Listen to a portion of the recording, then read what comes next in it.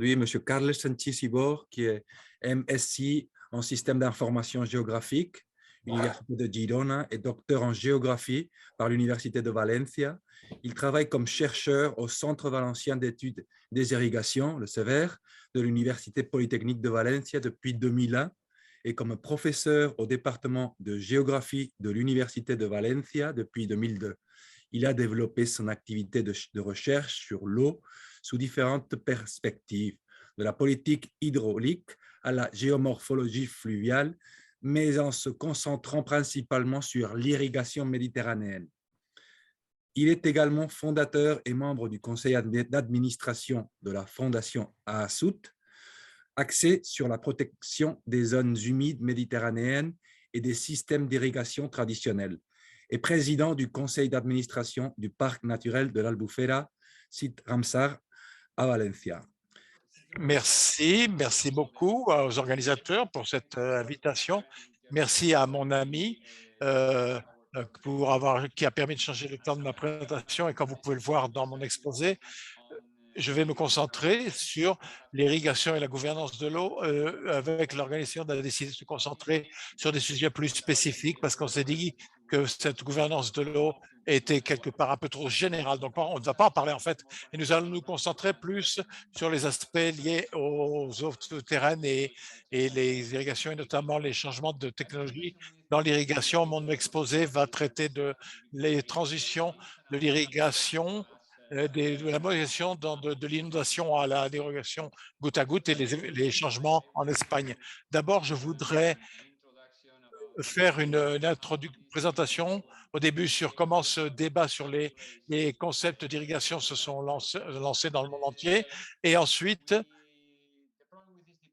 le problème avec ce débat, c'est que la modernisation de l'irrigation fait intervenir différentes techniques, et c'est un concept un peu biaisé dans la mesure où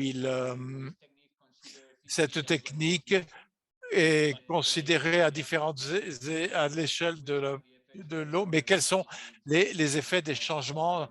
Ce qui n'est pas changé, ce qui n'est pas étudié, c'est les changements à l'échelle du bassin, qui parfois sont différents de ce qu'on observe au niveau local. Il y a l'échelle locale et l'échelle bassin. Et donc, ces transitions étaient bien sûr pilotées ou induites par cette notion de modernité pour les utilisateurs, les responsables, les gestionnaires, et ceci d'une certaine façon, a promu l'expansion de ces techniques, et ces techniques ont trouvé également un scénario adéquat dans le cadre de la politique de l'eau et est orienté bien sûr vers les économies d'eau, bien sûr pour améliorer ou stimuler les économies d'eau dans beaucoup de pays, particulièrement dans les pays soumis au stress hydrique continuellement ou temporairement, ou de les zones par exemple arides ou semi-arides. De plus, ces techniques ont reçu le soutien des secteurs industriels. Vous pouvez voir ici en dessous 3 diapos sur la manière dont le secteur des investissements assure la promotion de ces techniques, mais l'objectif étant bien sûr il y a une dimension commerciale dans l'expansion de ces nouvelles technologies et le développement de nouveaux marchés pour les produits. Donc, l'irrigation à goutte a été développée présentée comme une solution pour résoudre le problème de l'eau. Également, il y a eu des essais expérimentaux qui ont été développés et qui ont démontré en termes d'efficience hydrique, et bien sûr, il y a eu cette idée on pouvait avoir plus de réculte par pouvoir goutte. Donc, ceci a été promu cette idée a été bien promise, et elle est maintenant bien ancrée dans la littérature scientifique, bien sûr, au niveau et ceci, bien sûr, a conduit beaucoup d'agences gouvernementales, institutions, qui ont conduit à la promotion de cette technique, l'extension de cette technique dans beaucoup de régions agricoles, de façon à parvenir à ces économies d'eau prévues. Les agriculteurs ont adopté cette idée, parfois pas seulement pour économiser les eaux, mais plus pour augmenter la production. Et bien sûr, les industriels ont bien sûr, s'intéressent à ces promotions en raison de de leurs possibilités commerciales, bien sûr. Euh, donc, ça a été perçu, cette technologie, comme nouvelle technologie, comme une stratégie gagnant-gagnant pour dans ces régions en stress hydrique, aride, semi-aride. Mais à la fin du dernier siècle, il y a eu des questions ont été soulevées quant à vraiment la valeur de cette technologie, parce que les expériences qui ont été développées montraient seulement une partie ne concernait seulement qu'une partie du cycle de l'eau. Il ne montrait que, bien sûr, à l'échelle locale, mais pas ce qui se passait en fait à l'échelle des bassins ou à des échelles plus régionales. Et à cette échelle, on a pensé que les économies d'eau, en fait, pouvaient revenir, ça devenait de l'eau sur le papier, parce que parfois, les revenus, parce que c'était, on voyait simplement ce qui se passait dans les, ou les, mais, mais on a manqué une grande partie en fait de ce qui s'est passé dans le cycle de l'eau. Lorsque, lorsque ceci est utilisé sur le terrain, ce qui se passe que, bien sûr, les plantes consomment plus d'eau et ce que l'on économise, c'est ce qu'on voit, c'est que l'eau, en fait, dans les situations anciennes, était allée vers d'autres champs, par des flux où l'eau qui était où les eaux qui repartaient dans les aquifères. Donc, les économies d'eau pour les agriculteurs, en fait, mais il y a des pertes, bien sûr, pour les agriculteurs, en savoir dans les terres, dans les zones voisines ou pour les autres utilisateurs qui prennent de l'eau dans les aquifères. Donc, voilà, dans le système naturel. Donc, en fonction de cet écosystème. Donc,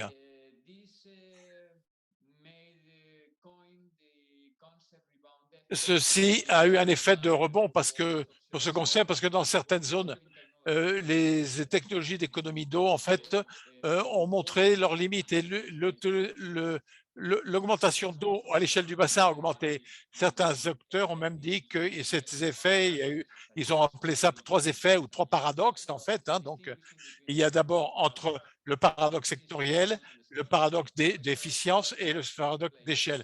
Le sectoriel, c'est quand l'eau est normalement économisée et est envoyée à d'autres régions ou à d'autres systèmes d'irrigation. Et donc, globalement, il n'y a pas d'économie du tout.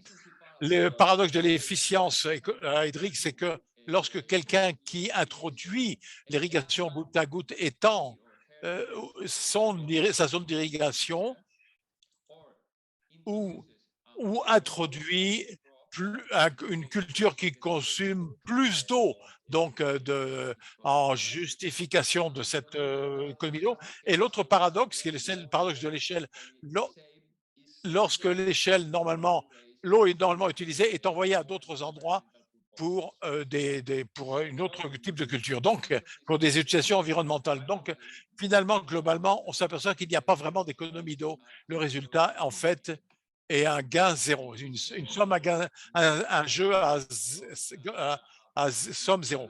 Donc, vous voyez, c'est un nouveau paradigme qui apparaît, donc visible, qui est clairement, donc avec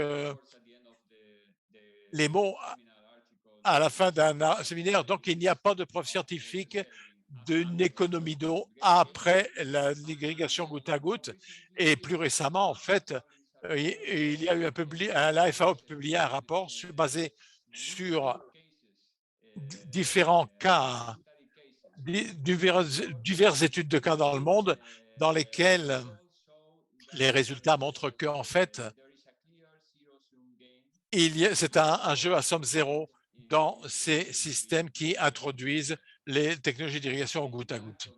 L'impact de ces nouvelles technologies, en fait, augmente la consommation d'eau locale, augmente la consommation d'eau par plante, par production, et ceci améliore la situation des fameux, des agriculteurs, mais ceci fait aux dépens de la disponibilité d'eau dans les systèmes voisins ou au niveau pour le reste du bassin. Donc, ceci a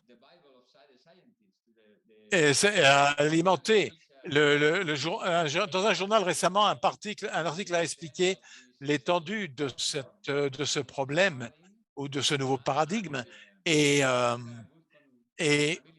en prenant un bon comptabilité de l'eau, il apparaît que même si l'irrigation de surface implique des recharges de nappes phréatiques, donc vers les ruissellements de surface entre 15 et 20, 5 et 20 dans l'irrigation goutte à goutte, les écoulements de surface et les recharges de table de nappe ne vont qu'entre 0 et 10. Donc, il y a vraiment une différence ici donc, en termes d'économie d'eau. C'est une eau qui est réorganisée, mais pas à l'échelle locale, pas à l'échelle globale, pardon. Donc, le transfert de ces questions, en transférant ces questions au domaine espagnol, à la région d'Espagne, il y a eu une tempête et beaucoup de débats entre les,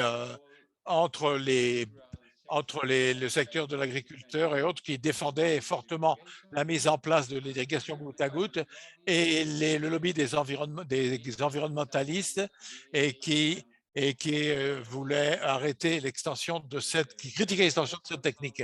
Ce combat a commencé avec un rapport publié par la WWF en disant que cette irrigation goutte à goutte était une mauvaise affaire pour la société en raison, bien sûr, ça ne conformait pas aux objectifs environnementaux européens en raison, cette technique était perçue comme très peu adaptée, très peu en mesure de s'adapter au changement climatique parce qu'il y avait une augmentation des gaz à effet de serre en fait et parce que certains des problèmes dans la viabilité économique des domaines agricoles et la génération de demandes de nouvelles subventions. Mais il y a eu un problème, ce rapport était basé sur des mauvaises données et j'ai vu dans une réunion ici à Valence comment le président de la fondation WWF a dû revenir sur ce rapport et admettre que certaines des données utilisées pour ce rapport étaient en fait inappropriées. Et donc, les communautés régionales ont répondu avec un document disant que c'était un succès pour la société en donnant les détails de ce rapport et avec les mêmes données que celles qui avaient été fournies euh, par la WWF. Donc, les résultats étaient présentés de façon totalement différente et il y a eu des économies des économies locaux dans les communautés qui utilisaient ceci. Donc, mais au-delà de ces problèmes de données, ce qui était plus pertinent, c'est dans ce rapport de la Fédération nationale des communautés d'irrigation, c'était l'évolution en fait à l'échelle nationale, parce que ça c'était bien sûr des terres irriguées et de l'utilisation de l'eau. Si vous regardez ces graphiques, on voit que en bleu, on a l'utilisation de l'eau en Espagne entre 2005 et 2014 et les zones du secteur irrigué, donc les surfaces irriguées. Et l'on voit comment, en fait, au cours de cette période, les zones irriguées ont été augmentées de 3,3 millions d'hectares à 3,6 millions d'hectares, 3,7 aujourd'hui d'ailleurs, et alors que la consommation d'eau a chuté de 16,5 millions de mètres cubes à 15 millions de mètres cubes. Aujourd'hui, c'est à peu près 15,5. Donc, alors que les zones irriguées ont augmenté en surface, l'eau utilisée, elle, en fait, on a utilisé moins d'eau. Donc, il n'y a pas de preuve d'un effet rebond donc à l'échelle nationale actuellement. Alors, ce que nous avons observé est basé sur nos travaux dans la région de Valence, en Espagne.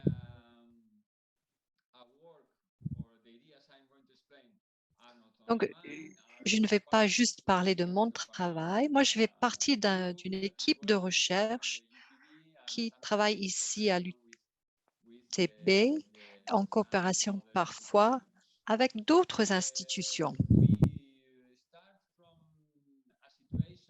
Nous avons démarré avec une situation où il y a eu une expansion d'irrigation goutte à goutte entre 1995 et la crise financière de 2008. En 1995, cette expansion a démarré parce que il y avait beaucoup de sécheresse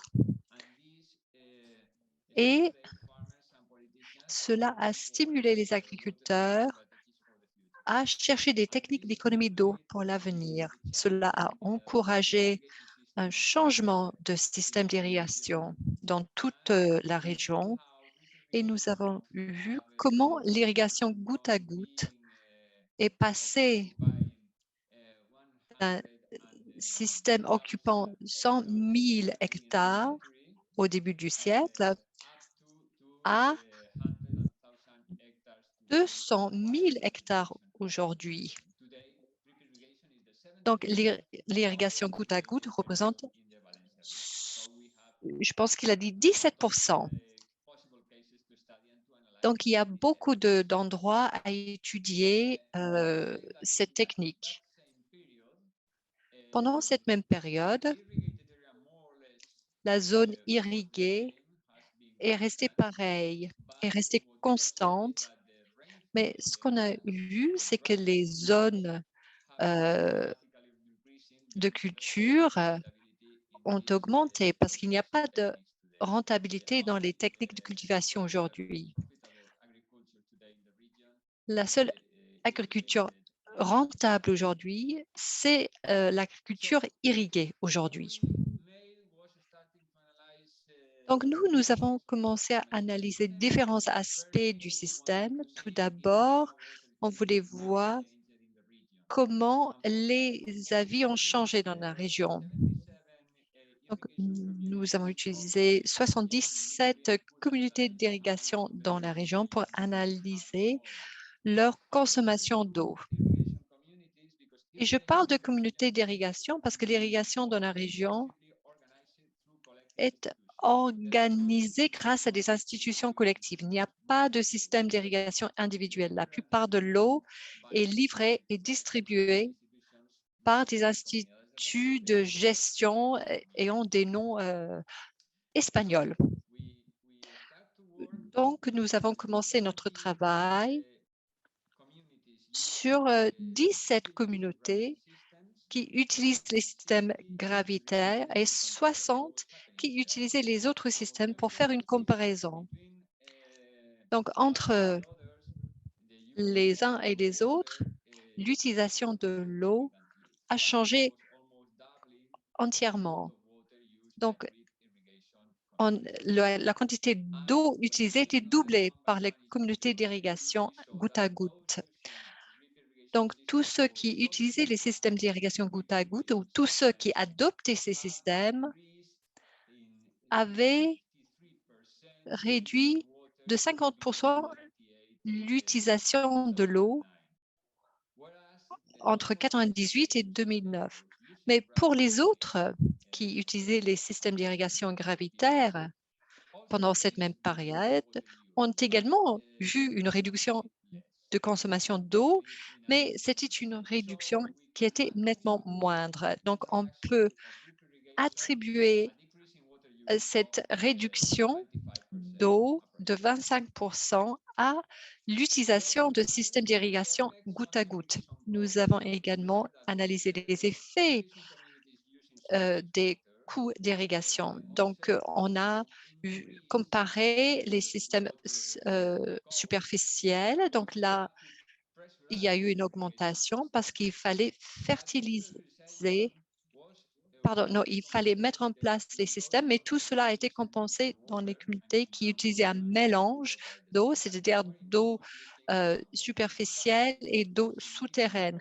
Tous ceux qui utilisaient un mélange, donc d'eau souterraine et d'eau superficielle, en termes de résultats, il y avait des économies économiques considérables parce que 50% représentaient la partie souterraine, donc pas trop chère. Donc, ils arrivaient à limiter leurs pratiques pour que les pratiques ne se servent que des eaux souterraines. Mais jusqu'à ce moment-là, nous analysions seulement la consommation d'eau. Mais que prenait la communauté avant d'appliquer le système?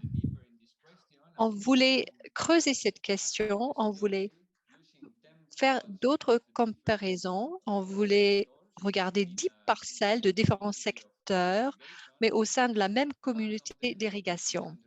Donc avec des irrigations goutte à goutte et des irrigations traditionnelles. Et dans 22%, donc il y a eu une réduction d'eau appliquée de 22%, mais c'est tellement bas par rapport aux chiffres précédents parce que le canal principal du système, et on n'a pas analysé tout, donc, et on avait 27% d'économie d'eau. Il y a eu une augmentation considérable dans l'eau transpirée par les cultures, donc c'est-à-dire la consommation d'eau par les plantes. Et enfin, on a observé que la réaction au niveau de l'eau appliquée au niveau des parcelles était équivalente à la production en termes de retour d'irrigation. Donc, hypothétiquement, on a utilisé la même quantité d'eau. Donc, la même quantité d'eau n'a été concernée pour les cultures et pour les eaux souterraines.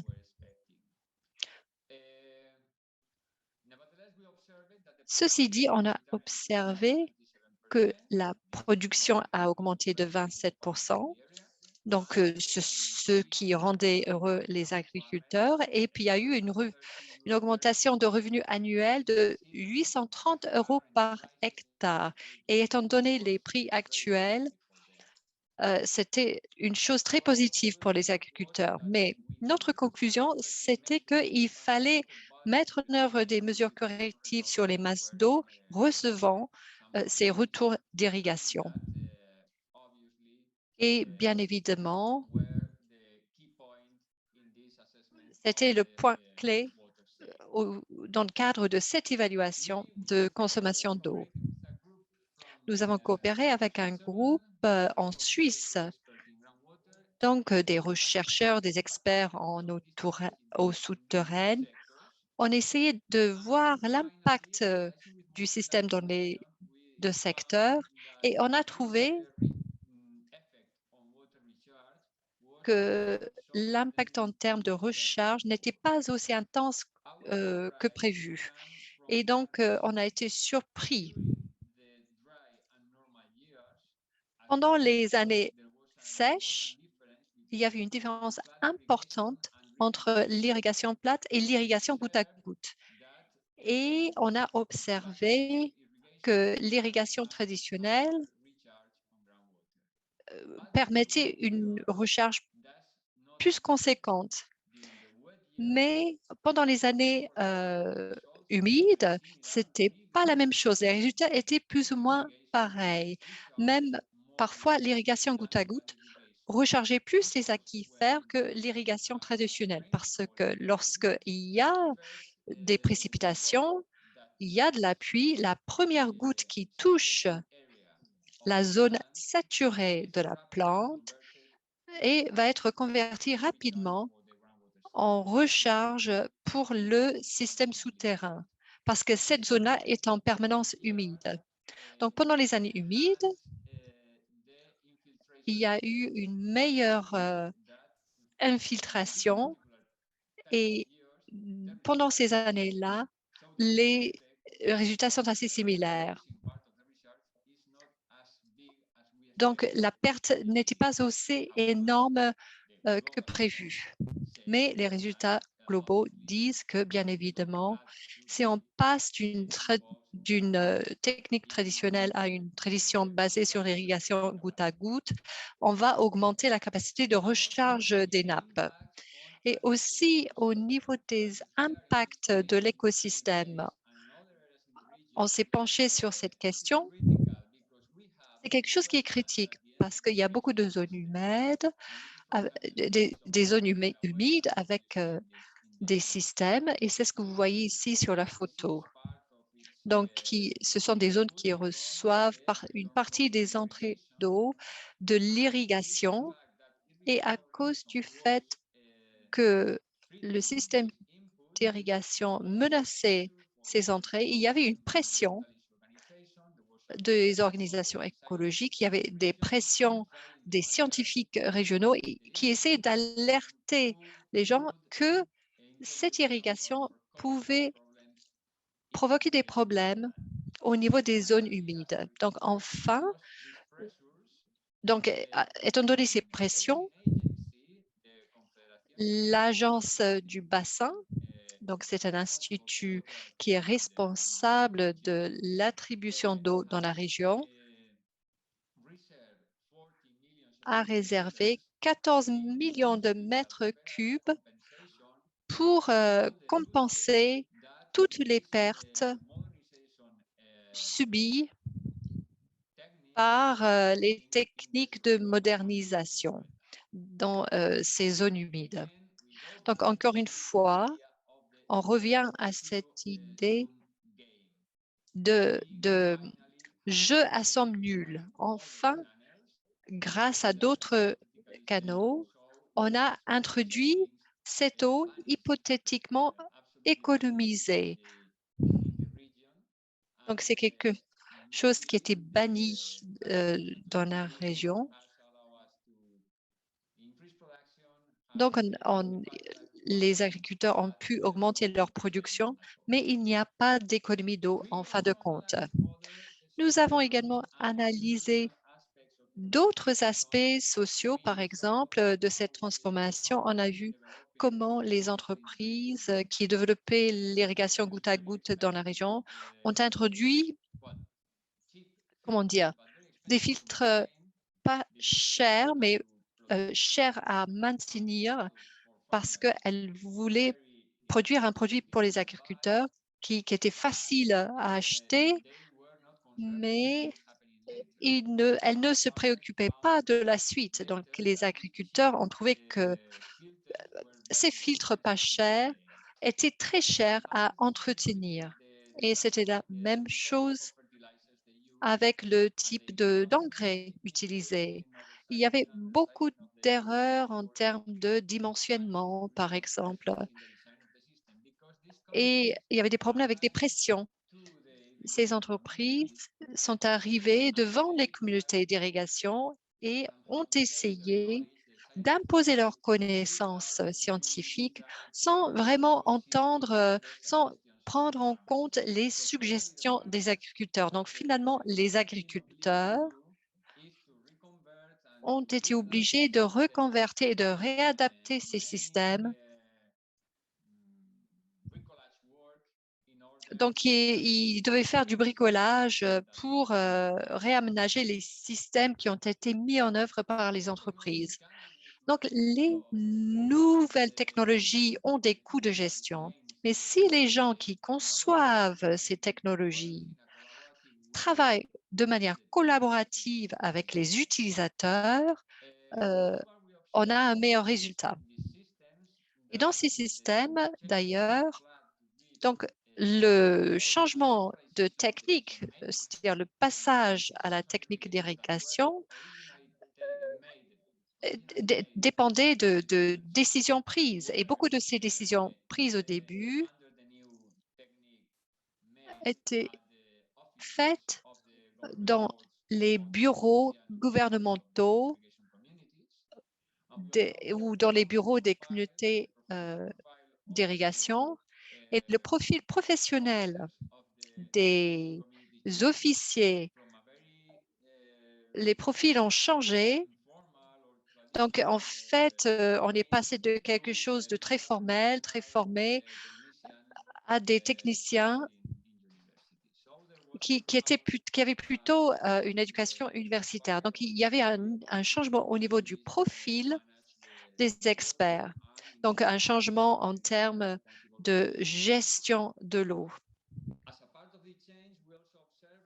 Et il y avait d'autres changements on a vu comment certaines entreprises ont essayé d'utiliser ce système comme cheval de Troie pour essayer de grappiller des contrats au sein des communautés d'irrigation. Dans certains cas, il y avait des problèmes de manque de transparence.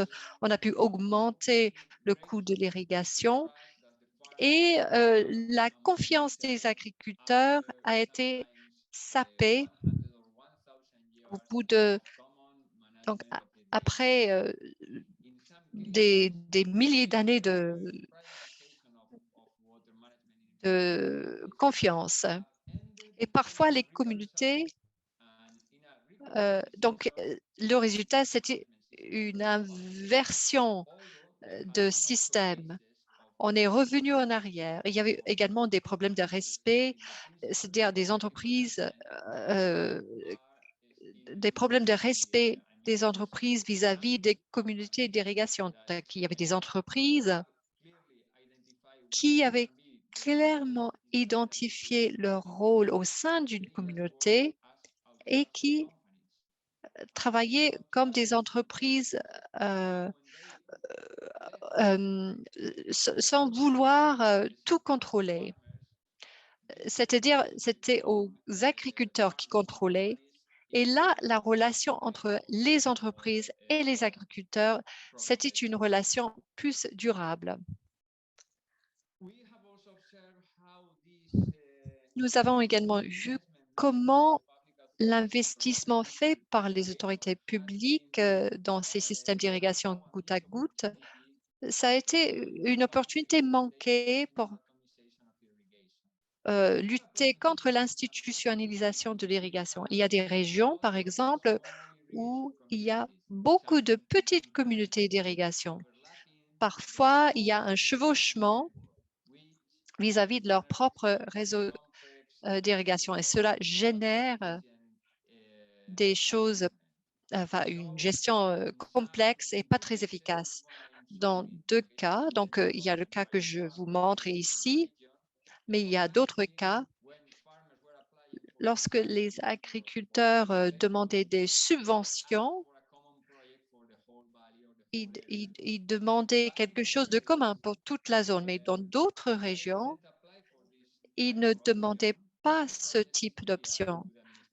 Cette idée a été suggérée à l'autorité. L'autorité n'a pas dit oui, n'a pas vu l'avantage de la fusion des communautés pour avoir quelque chose de plus durable. Et donc, il y a eu encore une fois une opportunité manquée en termes de gestion. Donc, parfois, il y a des cartes institutionnelles qui sont trop complexes avec beaucoup de communautés qui sont très dispersées et donc ce qui réduisait l'efficacité de la gestion. Et puis enfin, il y avait également cette question de fertigation, c'est-à-dire un changement d'utilisation d'engrais. La fertigation, c'est-à-dire utiliser moins d'engrais qu'auparavant et la différence est assez considérable. Et le type de technique utilisée fait que la lixiviation est moins dangereuse pour la nappe dans ces systèmes d'irrigation.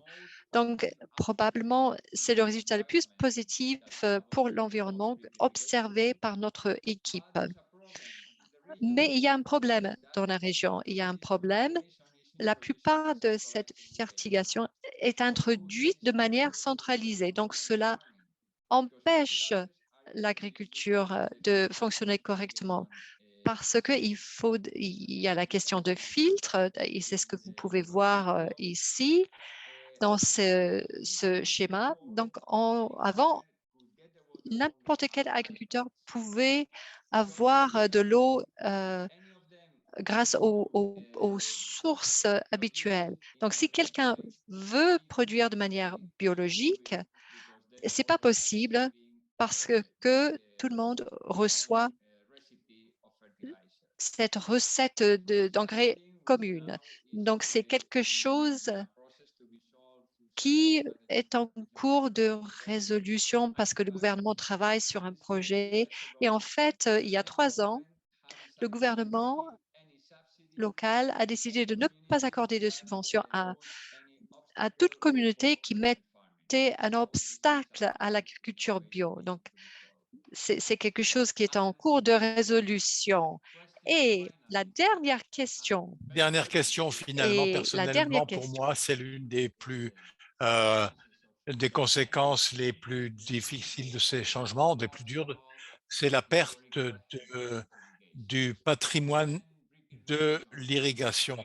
Lorsque ce patrimoine est arrivé, cette irrigation est arrivée à certains systèmes, et ça a conduit à l'abandon des infrastructures héritées. Donc, vous voyez voir ici, là, ici, vous voyez, ces systèmes dans lesquels l'eau était livrée depuis la période médiévo-islamique.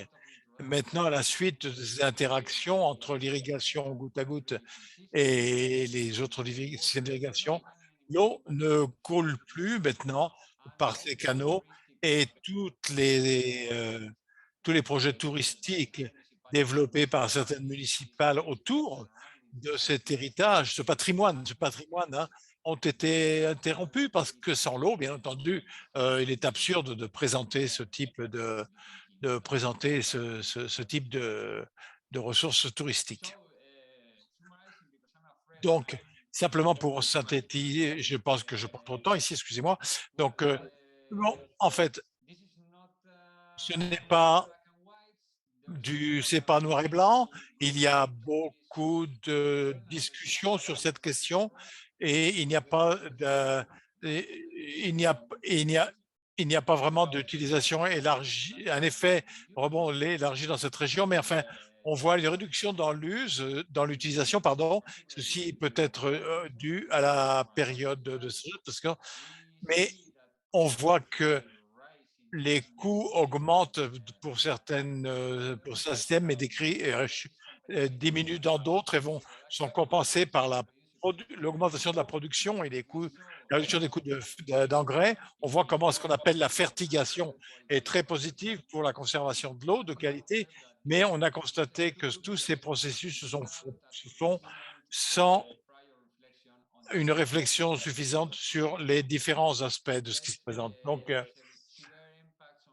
il y a des impacts sur le patrimoine, sur l'agriculture bio et les écosystèmes qui nécessitent des actions de contrôle et de compensation. Et je pense qu'il n'y a pas de place pour le manichéisme et il y a besoin d'une évaluation au cas par cas et de faire une analyse ex ante holistique des transformations, et ici et partout ailleurs. Donc, l'irrigation goutte à goutte n'est pas l'effet de cette irrigation n'ont pas une valeur universelle et dans tous les cas, les particularités locales peuvent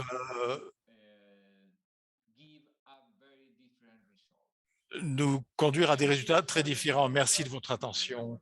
Quelques mots sur Thierry Roux, qui est agronome et géographe, directeur de recherche à l'IRD au sein de l'UMR Savoir, Environnement et Société à Montpellier. Depuis 40 ans, ses recherches sur l'organisation des territoires de l'eau croisent des analyses des politiques publiques de l'eau à celles des pratiques des sociétés rurales locales. De 2016 à 2018, Thierry Ruff a assuré à Marrakech la coordination scientifique du musée pour la civilisation de l'eau au Maroc.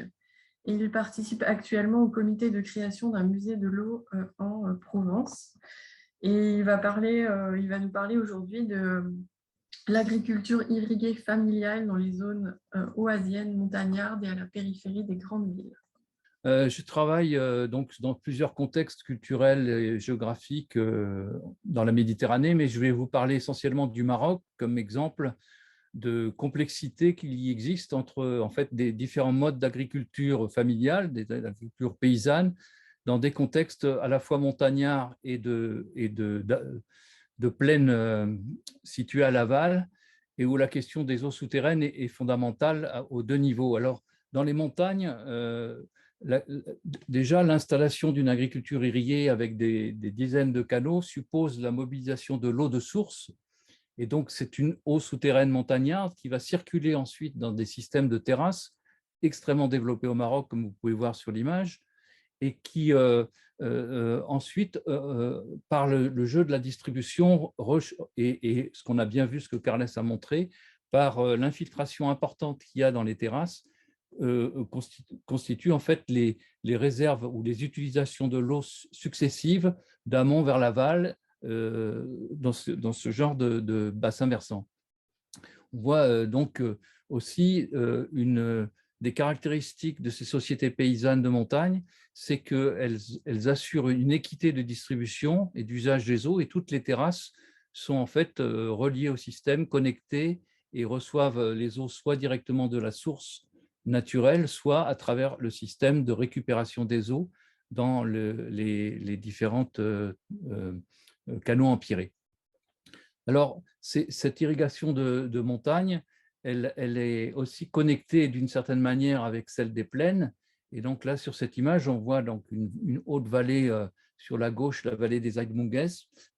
Et donc, cette eau qui descend de ces vallées va ensuite rejoindre le système de la grande hydraulique, où on va retrouver des acteurs puissants et puis aussi des techniques d'irrigation complexes où il y a la substitution des utilisations des gouttes à gouttes et des asperceurs au système traditionnel gravitaire.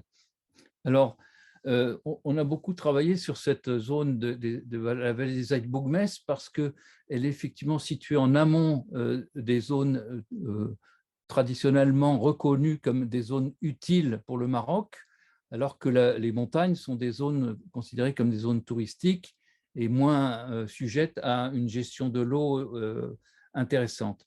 Et pourtant, dans cette vallée, il y a eu une implication dans des projets de modernisation des infrastructures hydrauliques, une implication de la Banque mondiale et un schéma d'intervention pour à la fois remodeler, comme on l'a vu en Espagne, à Valencia, remodeler les canaux gravitaires, passer au goutte à goutte, adopter des nouvelles cultures, dans un espace qui avait une longue histoire et cette longue histoire n'a jamais été bien intégrée dans les processus de modernisation des ingénieurs et des économistes de la Banque mondiale.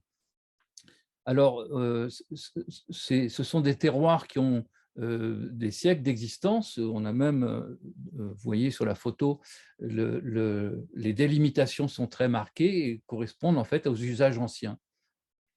Alors, cette situation a ensuite, on peut dire, été perturbée par une reconfiguration institutionnelle et géographique. Il y avait une trentaine de villages dans la vallée et l'intervention extérieure a voulu limiter le nombre d'associations d'irrigants et finalement a conduit à un certain nombre de conflits à la fois entre ces associations et entre les villages sur les différents réseaux. Et l'une des raisons pour lesquelles, alors pour travailler, oui, on a fait une expertise collective et on s'est attaché donc à une des parties de la vallée et on s'est aperçu de ce cheminement de l'eau dans le système gravitaire qui permettait à chaque entité villageoise de prendre de l'eau, de la transporter, de l'utiliser, mais aussi de la céder au village d'aval ou au réseau d'aval en rive droite comme en rive gauche de la rivière. Alors, ce qui veut dire que au lieu d'avoir une compréhension territoriale, sociale et institutionnelle des composantes de cette vallée qui, vous le voyez, représente 7 ou 8 organisations socio-hydrauliques, eh bien, on a créé une association, mais en ne reprenant pas les connaissances, les règles et la répartition, et finalement en créant un grand conflit au sein de la vallée. On retrouve ces notions d'enchaînement de terroirs, de terrasse en terrasse et de bloc de village à bloc de village. Et là, dans ce cas, on a un grand conflit historique entre ces villages au XVIIIe siècle, et ce conflit va être réglé par une institution, une sorte de juridiction, une sorte de tribunal des eaux. Ça nous ramène aussi à l'histoire de Valence, c'est-à-dire une capacité du pouvoir à effectivement organiser des allocations négocier entre l'amont et l'aval de la vallée.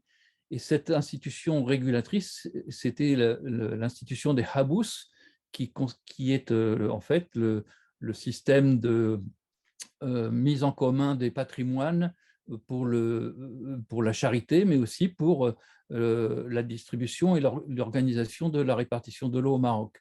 C'est-à-dire que le pouvoir sur l'eau ne dépendait pas strictement du sultan, mais au contraire d'une fondation religieuse autonome dans ses décisions de justice. Alors, tout ça, tout ce qui se passe en montagne, finalement, ça aboutit à des usages partiels. Je n'ai pas la quantification exacte comme l'a montré Carles sur l'exemple valencien, mais on peut dire qu'une bonne moitié des eaux qui sont utilisées dans les systèmes de terrasses montagnards au Maroc vont à l'aval et vont alimenter les nappes de plaine, les nappes alluviales. Et c'est là où on va retrouver, par exemple, autour de Marrakech, au centre de l'image de cette carte, toute une série de systèmes interconnectés où on va avoir en orange foncé les zones qui étaient connectées aux galeries drainantes, aux fameuses Khetara, dont on va parler maintenant, qui utilisaient donc l'énorme capacité de la nappe d'eau de Marrakech avec une eau permanente à 10 mètres de profondeur sur l'ensemble de la plaine. Et puis, en rose, plus clair, vous voyez les systèmes de Séguia, les systèmes d'irrigation gravitaire qui, en fait, contournent ou entourent le système des galeries drainantes. Ce qui fait que les irrigations, les eaux qui arrivent de la montagne sont utilisées par les réseaux gravitaires, mais ces réseaux gravitaires perdent de l'eau, alimentent la nappe et les autres zones peuvent prélever et avec des crétérins. La situation actuelle est une situation assez dramatique puisque les 650 crétérins qui alimentaient la plaine de Marrakech, il n'y en a plus que quelques-unes qui fonctionnent et on a à la fois une désertification et puis des usages nouveaux périurbains comme les golfs, on reviendra là-dessus.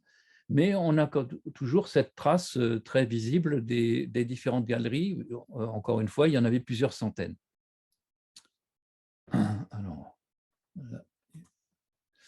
Alors bon, une galerie drainante, c'est donc un dispositif, c'est une sorte de puits horizontal à faible pente avec une galerie qui rentre dans la nappe phréatique et qui permet de transférer par gravité, sans utilisation d'énergie, l'eau jusqu'aux zones où les habitants s'organisent pour son usage et sa répartition. Les galeries drainantes sont, je ne veux pas revenir là-dessus, c'est un volet de la culture méditerranéenne de l'eau, à la fois sur la rive sud et la rive nord, mais au Maroc, on voit ce développement fleurir et prendre de l'ampleur à partir de l'an 1000 à peu près. La galerie drainante, d'ailleurs, est finalement le négatif de l'aqueduc. C'est aussi un monument hydraulique. Il est moins visible. Il dépend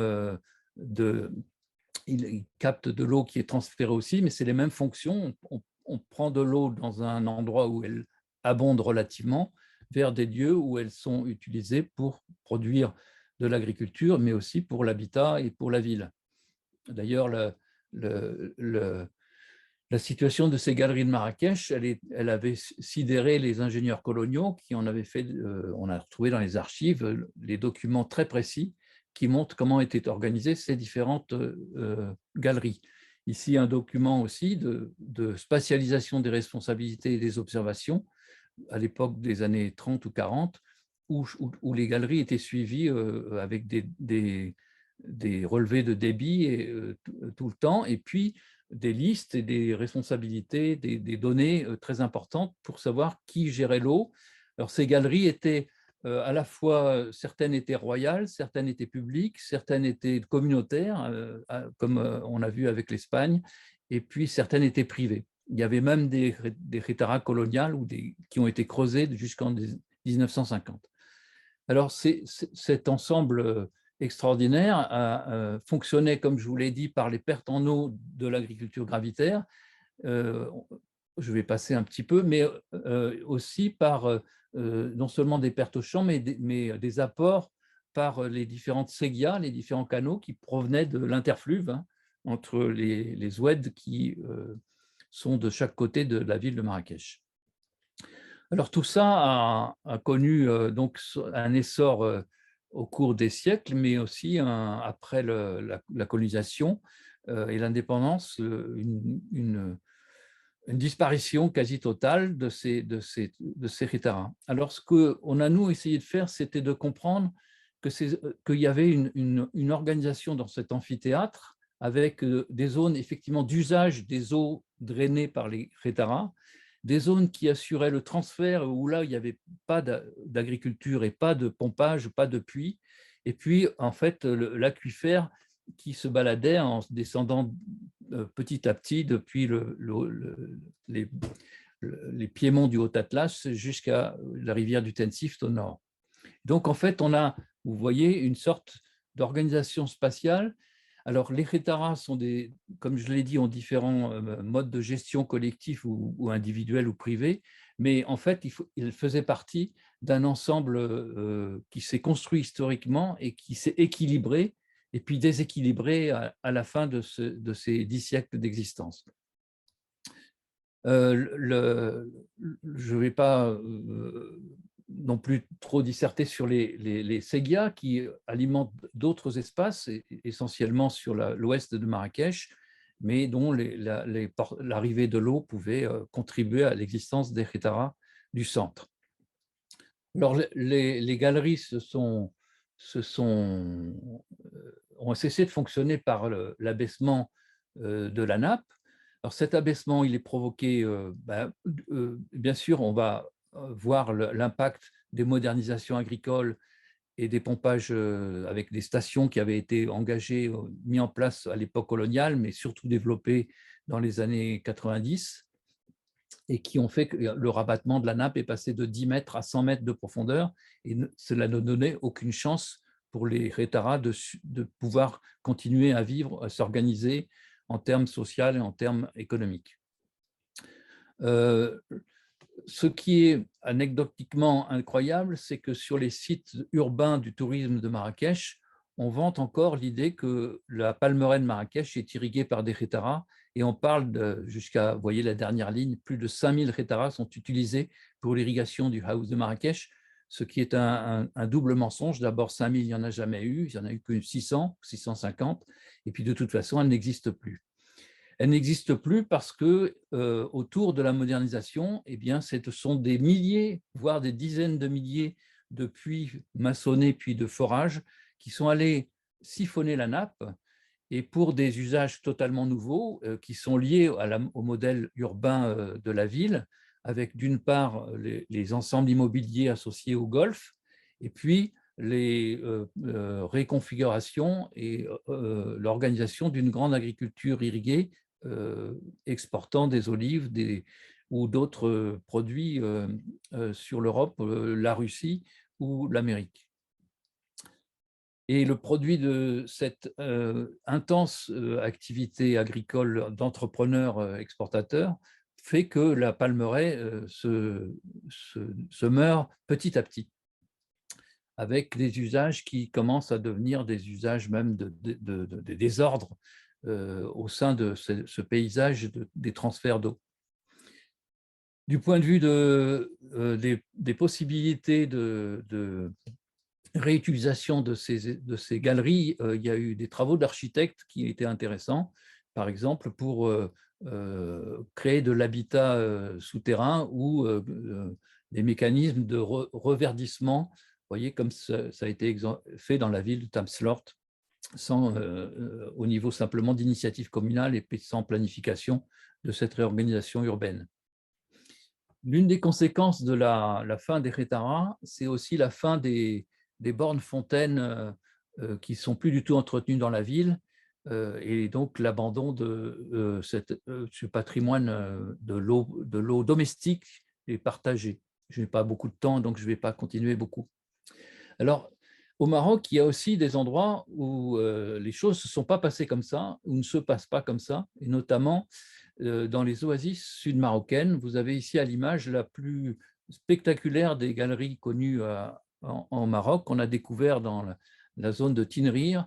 Le personnage que vous voyez, c'est un sociologue, Mohamed Madan, et cette galerie a plusieurs siècles d'existence et s'est enfoncée avec aussi une crise de la nappe, mais une crise maîtrisée par les communautés paysannes des oasis de Tinrir. Tinrir, c'est un petit modèle où on voit très bien la concentration de l'eau dans l'amont, au-dessus de la ville de Tinrir. Et puis, les quantités d'eau qui déversent de le Haut-Atlas sont limitées. Et à la fin, la zone paraît plus sèche, mais elle reverdit à travers le système des Khétara. Donc là, on a encore une fois un lien très fort entre l'irrigation gravitaire, les pertes et les usages nouveaux liés aux capacités de drainer et de réapporter de l'eau.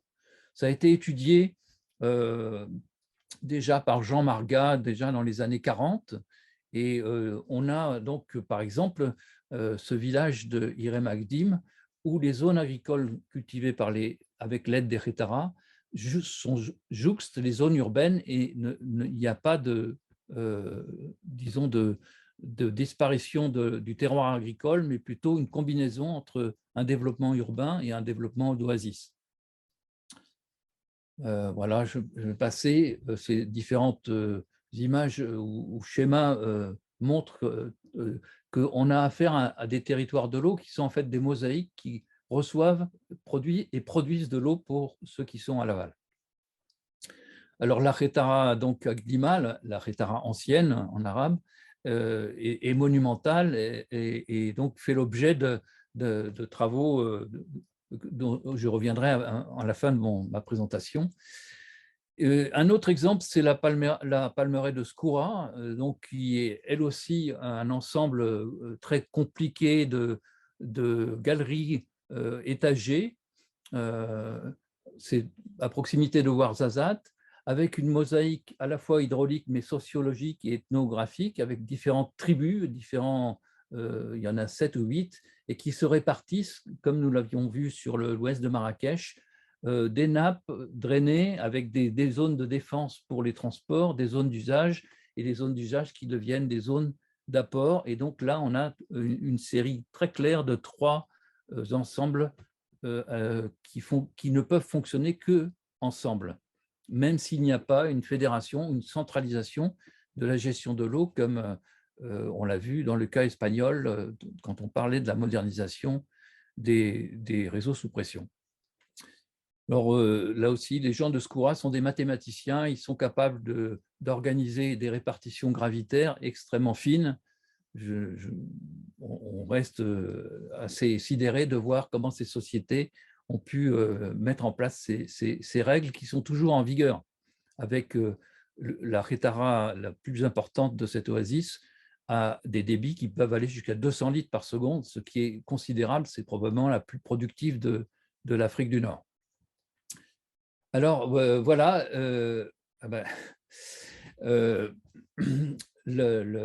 le produit de tout ce travail a été mis en place, enfin restitué, disons, dans un musée de l'eau à Marrakech, qui est considérable, qui a été financé par les Habous. Donc on retrouve cette institution qui n'est plus en charge de l'eau, puisque maintenant c'est une administration centralisée qui organise l'affectation de l'eau des barrages pour les différents réseaux.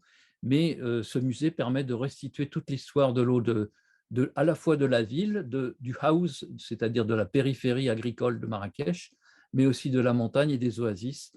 Et du coup, ce travail nous a permis, je dois dire aussi avec l'apport considérable de Mohamed El Faiz, professeur d'histoire et d'économie, qui est décédé au cours de ce projet, mais qui a marqué ses idées dans la construction de cet outil qui nous sert aujourd'hui à organiser des sessions de formation, d'éducation, mais aussi qui sert de plateforme pour essayer rattacher de nouveau les ingénieurs de l'eau marocains aux JMA, aux assemblées et aux responsables traditionnels, et puis aux associations modernes, et aussi à la société civile, et voire aux artistes et aux urbains de la ville. Voilà, je vous remercie. Corinne Castel est directrice de recherche au CNRS en archéologie au sein du laboratoire Archéorion à Lyon. Ces thèmes de recherche sont l'urbanisation en Syro-Mésopotamie, première ville, l'habitat et l'urbanisme, l'architecture religieuse, les stratégies d'adaptation des hommes au milieu aride, les mondes nomades et sédentaires dans les marges arides, l'archéologie des paysages et des modes d'occupation des territoires. Elle va nous parler aujourd'hui des AFAG omanais sous le regard des archéologues, géomorphologues et hydrologues dans son étude à l'INSA Lyon avec Pia Le Cauchois. C'est avec plaisir, grand plaisir que nous participons à ce webinaire et j'entends des communications qui nous intéressent au plus haut point, je dois dire. Merci à Claire-Lise Meyer de nous y avoir invités. Notre présentation résulte d'une collaboration récente entre des ingénieurs de l'INSA de Lyon, spécialistes d'hydrologie ou qui s'y destinent, et une équipe de chercheurs du CNRS et de l'Université Lyon 2, engagés dans une mission archéologique que je dirige au Sultanat d'Oman.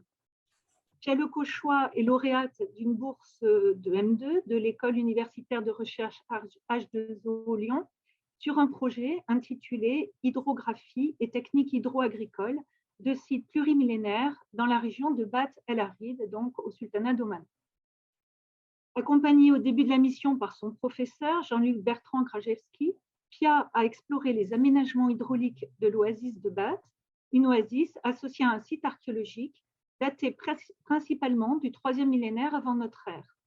Elle a également travaillé à nos côtés sur un site archéologique voisin, le site d'Al-Arid, qui documente la même période très ancienne.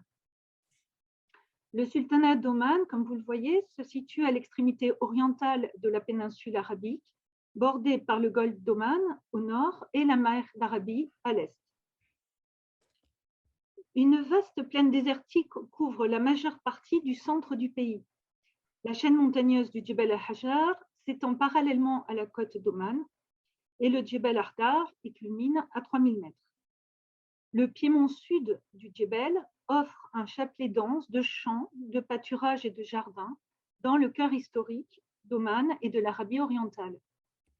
Les oasis et les terres agricoles y sont reliées les unes aux autres par quelques heures de marche seulement.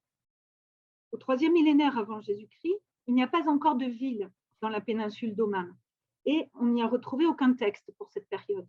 Mais elle est connue par les sources textuelles de Mésopotamie, qui n'est pas très loin. Elle y est attestée sous le nom de pays de Magan, pour la première fois dans une inscription de Sargon d'Akkad, le premier empereur de l'histoire, vers 2300 avant Jésus-Christ. Donc Sargon, vous avez en haut à gauche. Dans ces textes, Magan apparaît comme une région lointaine, d'où sont acheminés par bateau du bois et diverses pierres, et surtout du cuivre, venant des montagnes d'Oman. Cette carte que vous avez sous les yeux recense les sites du 3e millénaire avant Jésus-Christ dans la région. Nous y avons indiqué les 2 sites occupés à cette époque où l'on a travaillé. Bat, qui est entouré d'un cercle rouge, classé au patrimoine mondial de l'UNESCO, et Al-Arid, 15 km au nord-ouest. Voici une carte que nous avons dressée, plus précisément de la région comprise entre Bat et Al-Arid, la région de notre zone d'étude. Aujourd'hui, il n'y a pas de rivière pérenne en Oman. Les acacias, les tamaris et jujubiers de Palestine sont très fréquents, comme vous le voyez. On a affaire à un paysage ouvert et un milieu très contraignant. Or, les graines carbonisées trouvées dans nos fouilles sur les sites archéologiques de Bat et Al-Arid révèlent que la végétation était déjà la même au 3e millénaire avant notre ère. On peut donc considérer qu'on avait un paysage assez semblable à cette haute époque. Les données climatiques depuis l'Holocène sont encore bien mal connues, mais il ressort que vers 3000 avant notre ère, le climat était similaire à l'actuel après une période d'aridification à la fin du néolithique. La question du stress hydrique est d'autant plus importante que l'accès à une eau pérenne conditionne la possibilité de s'y installer de manière permanente ou même durable. Pratiquer l'agriculture y est inconcevable sans irrigation. Le paysage des piémonts sud-omanais se caractérise donc aujourd'hui par un chapelet d'oasis aux cultures étagées. Ces cultures sont irriguées grâce à la technique que l'on appelle falage, afflage ou falag, aflag selon l'accent local au pluriel, ou plus précisément daoudi falage. Ces galeries souterraines conduisent l'eau en pente douce, là où on en a besoin, à l'abri d'évaporation et des pollutions. L'eau ressort en surface quelques kilomètres en aval pour irriguer les cultures des oasis, notamment comme un chevelu de cours d'eau. C'est la même technique que l'on désigne sous le terme de Kanat en Syrie, en Iran et en Égypte, Fogara dans la partie orientale du Maghreb ou Retara au Maroc, dont vient de nous parler remarquablement Thierry Ruff. Cette technique hydraulique de captage de galeries de captage émergentes a permis le développement d'une agriculture traditionnelle où domine le palmier dattier depuis des millénaires. 5 afflages omanais sont classés au patrimoine mondial de l'UNESCO. Ces systèmes sont très anciens au Moyen-Orient. Je vous montre ici 2 exemples anciens, donc vous en avez un à gauche de l'image aux Émirats arabes unis et un autre à droite dans les marges désertiques de la Syrie. Mais la date d'apparition de ces systèmes techniques, leur origine et leur histoire restent mal connues et largement débattues encore de nos jours. On a longtemps considéré que les plus anciens afflages ou kanats remontaient à la période perse achéménide au VIe siècle avant Jésus-Christ, et on avait une perspective diffusionniste. On pensait en effet que ces techniques s'étaient diffusées à partir de l'Iran, où l'agriculture est plus ancienne de quelques millénaires. On s'accorde plutôt maintenant sur le fait qu'il s'agit d'une innovation technique polycentrique et multipériode, comme l'a écrit Rémi Boucharla. C'est-à-dire qu'elle est née dans différents territoires et a été inventée puis réinventée à différents moments de l'histoire en utilisant des nappes de piémont plus ou moins profondes ou bien des sous-écoulements d'oued. On pense désormais que les plus anciennes de ces galeries datent de l'âge du fer, mais d'autres auteurs évoquent même la possibilité d'une histoire plus ancienne encore, peut-être dès le tournant du 3e millénaire, sans apporter l'adhésion pour le moment. Mais on verra que nos fouilles permettent de reconsidérer cette dernière hypothèse, d'autant qu'il s'agit d'une période clé qui documente de profondes mutations socio-économiques. En effet, la fin du 4e millénaire et le 3e millénaire avant notre ère correspondent à une période de profonds changements. En particulier, on constate un accroissement démographique et une expansion du peuplement vers l'intérieur des terres. Vous avez vu la carte tout à l'heure avec la densité de sites. Les sites, en effet, se multiplient et les populations se sédentarisent. Mais on ne sait pas quand précisément pendant cette période. On constate aussi une complexification sociale progressive et l'apparition de nouvelles techniques. Les populations d'Arabie méridionale ont adopté l'économie de production assez tardivement par rapport à celle du croissant fertile mésopotamien. Mais il est probable qu'au cours du 3e millénaire avant notre ère, une agriculture existe déjà, comme l'atteste la découverte sur le site archéologique de Bath de restes de blé tendre et de l'orge à Siran, ainsi que des restes de palmiers, dont il reste à vérifier s'il ne s'agit pas de palmiers sauvages. C'est toute la difficulté. L'économie de subsistance est désormais fondée, au moins en partie, sur l'agriculture et la culture du palmier dattier. L'une des questions majeures qui se pose alors est la suivante. A-t-on affaire, dès cette haute époque, à l'agrosystème de l'oasis?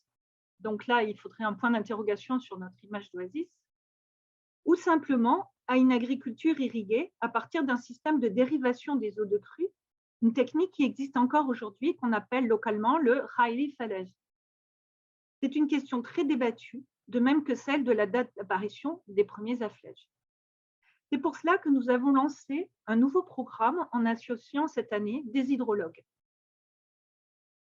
Notre mission archéologique de Bat El Harid au Sultanat d'Oman a été créée en 2019. Elle questionne la nature des implantations humaines dans la région et les modes de subsistance des populations à l'âge du bronze. Les sites étaient-ils occupés par des sédentaires et comment y vivait-on? La question de la ressource hydrique est donc cruciale. Or, la découverte de vestiges d'installations hydrauliques de différentes époques à El Harid conduit à reposer la question de la datation des premières techniques d'irrigation et de leur nature dans ces terres aux marges du grand désert d'Arabie. Dans la plaine, la crue de l'Oued, après une forte pluie en 2019, a mis au jour 2 anciens canaux qui n'étaient jusqu'alors pas visibles en surface. On a la chance de s'être trouvés là au bon moment. Le canal ancien était particulièrement visible, comme vous le voyez. Le plus récent, en vert sur le plan, est aligné avec ce que l'on peut voir à la surface de la terrasse Holocène, plus au sud, c'est-à-dire une dépression linéaire, des puits d'accès alignés et loin en aval, un petit aqueduc, vous le voyez à droite sur l'image.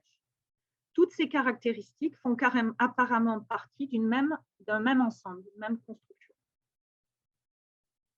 Nous avons fouillé une portion de ce phallage qui est en vert sur le plan et nous l'avons retrouvé avec ces dalles de couverture encore en place. Voilà, à cet endroit, vous l'avez en haut à droite de l'image. Une caractéristique particulièrement intéressante d'un point de vue chronologique est que cette section du phallage recoupe l'ancien canal identifié en 2019 dans le lit de l'Oued et qui est en bleu sur la diapositive. Le phallage vert est donc postérieur à cet ancien canal. Puisque nous avons fait la fouille, vous l'avez compris, si vous regardez l'image de gauche, où il y a les 2 canaux, à l'intersection des deux, donc dans le petit carré gris de l'image de gauche. Voilà. On a cherché à dater ces 2 canaux superposés. Donc. Le plus récent a été daté grâce à des charbons de palmier incrustés dans une réfection du mortier hydraulique à une vingtaine de mètres en amont de l'aqueduc. Vous avez cette image en bas à gauche. Ce phallage peut être clairement daté de la fin de la période islamique. Il recoupe donc un canal plus ancien qui passe immédiatement sous la terrasse Holocène sur laquelle se trouve le site archéologique du 3e millénaire avant Jésus-Christ. 2 datations radiocarbone à 2 endroits différents ont été obtenues pour dater ce canal ancien, l'une en 2019, l'autre en 2020. Les dates sont identiques et particulièrement anciennes, comme vous pouvez le voir. Donc, on est aux alentours de la fin du 4e millénaire avant Jésus-Christ. S'il reste difficile d'identifier clairement la période d'utilisation de ce canal, il est clairement antérieur au phallage islamique. On a voulu tâcher d'en savoir plus en 2022. On a d'abord continué de le chercher vers le sud. Plusieurs autres tranchées ont permis de le retrouver. On a employé une pelle mécanique cette année. On revient du terrain, là, on est rentré il y a un petit mois, je crois. Donc, on a employé une pelle mécanique car il s'enfonçait sous la surface actuelle du site. Il a été détecté à ce jour sur une longueur totale de 151 mètres pour le moment. Alors, voici une image qui présente, voilà, là vous avez à droite effectivement le canal ancien que l'on a retrouvé, et puis elle va nous montrer sur les images suivantes d'autres images de ce canal ancien que l'on a retrouvé à différents endroits, donc sur les 151 mètres de long. Et on peut continuer. Les fouilles ont montré qu'il s'agit d'un canal ancien ouvert. Comme vous voyez, il n'y a pas de dalle de couverture. En coupe, on voit clairement qu'il est composé de 2 parties. Une partie inférieure avec des parois presque verticales sur une hauteur de 30 à 60 cm de haut et une partie supérieure largement évasée que l'on a retrouvée selon les endroits sur 55 à 70 cm de hauteur selon l'ampleur des processus érosifs récents. Et ces 2 parties, comme Jacques Librochier et l'archéologue Marie-Lise Marmara ont pu le montrer, ces 2 parties morphologiques de l'ancien canal représentent également 2 unités stratigraphiques différentes. La phase 1, donc la plus basse, correspond à la phase d'utilisation ancienne du canal et à des transports solides longitudinaux. Donc, c'était là que coulait l'eau. La phase 2, au-dessus, est postérieure et présente une diversité de faciès, avec notamment des galets, des gravillons, qui résultent de processus plus locaux et d'origine latérale. Ces faciès sont issus notamment de l'effondrement des parois. On a donc affaire un canal à l'air libre retrouvé sur 151 mètres de long. Je suis désolée, on n'a pas eu le temps d'actualiser le plan parce qu'on est rentré vraiment il y a peu de temps. Deuxième conclusion, ce phallage est parallèle au phallage, enfin ce canal ancien est parallèle au phallage islamique dans sa partie sud. Il est aménagé dans la terrasse où se situe le site du 3e millénaire qui affleure en surface. Et il conduit l'eau du sud au nord, donc, à notre grande surprise, donc a priori à contre-courant par rapport à l'Oued, qu'on appelle là-bas Ouadi.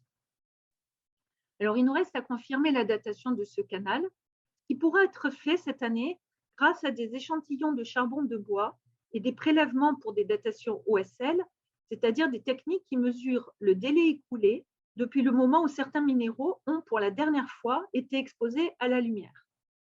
Notre chance cette année, c'est que ces échantillons pour le C14 et pour les OSL ont pu être prélevés dans des bons contextes, bien stratifiés et scellés. On devrait donc pouvoir bientôt dater avec grande certitude, je pense, ce canal ancien. On est en attente des résultats pour le moment. Je laisse maintenant la parole à Pia, qui nous emmène à Bat, à 15 km d'Al-Arid, 15 km au sud-est. Pardon. Donc, à présent, je vais vous présenter notre travail sur l'oasis de Bat. Donc, avec une température annuelle de 28 degrés et des précipitations moyennes de 80 mm par an, Bat se situe dans un contexte d'hyperaridité. Au premier abord, l'environnement est inhospitalier, mais en réalité, cette terre abrite depuis plusieurs générations qui se sont adaptées à ce contexte hyperaride. Donc, c'est au cœur de la vie dans le désert que se trouve l'agrosystème de l'oasis, dont le fonctionnement est centré autour du phallage et sans lequel la vie dans cette région serait impossible. Donc, le site de Bat est classé au patrimoine mondial de l'UNESCO pour ses vestiges remontant jusqu'à l'âge du bronze, qui ont été étudiés par des archéologues du monde entier depuis la fin des années 70. À Bat, nous pouvons trouver encore en usage aujourd'hui 2 afflages. Ils prennent leur source dans les sous-écoulements de l'Oued en amont de l'oasis et parcourent à eux deux près de 4 km sous terre avant d'arriver en surface en canaux d'irrigation. Mais nous verrons tout cela plus tard lors de la présentation des cartes. Donc, en étudiant l'oasis contemporaine de Bat et en caractérisant son évolution rapide au cours des dernières décennies, il nous sera possible de mieux définir les caractéristiques hydrauliques des réseaux et les pratiques d'irrigation qui sont associées. Tout cela va constituer un matériel d'interprétation utile pour l'étude des sites d'habitat anciens ou abandonnés, notamment celui d'Al-Arid, dont Corinne Castel parlait juste avant. L'objectif n'est cependant pas de reconstituer le passé directement depuis le présent. Il s'agit de faire en sorte que des éléments comparatifs de l'étude fournissent aux archéologues des indices de fonctionnement et d'utilisation des systèmes. Donc, nos recherches sur l'hydrographie et sur les techniques hydro-agricoles de l'intérieur d'Oman nous permettront également de mettre en valeur ce patrimoine. Pour ce travail, nous nous sommes engagés dans une prospection de terrain appuyée par l'imagerie satellite et d'une enquête ethnographique qui a eu lieu au cœur de l'oasis. Donc, vous avez à la droite 2 images de l'oasis de Bat et de leurs canaux. Donc, voici la carte hydrographique générale de l'oasis. Nous pouvons y voir l'organisation géomorphologique du territoire, tout d'abord avec la plaine alluviale ici en jaune et le cours actuel de l'Oued qui arrive par la droite de la carte. Et au cœur de cette plaine alluviale, nous avons les terrasses de culture qui ont été créées par accumulation de sédiments. Et au cœur de cette terrasse, nous pouvons retrouver la palmeraie, ici en vert, accompagnée de surfaces irriguées qui s'étalent un peu plus autour. À cette carte, nous allons ajouter les aménagements.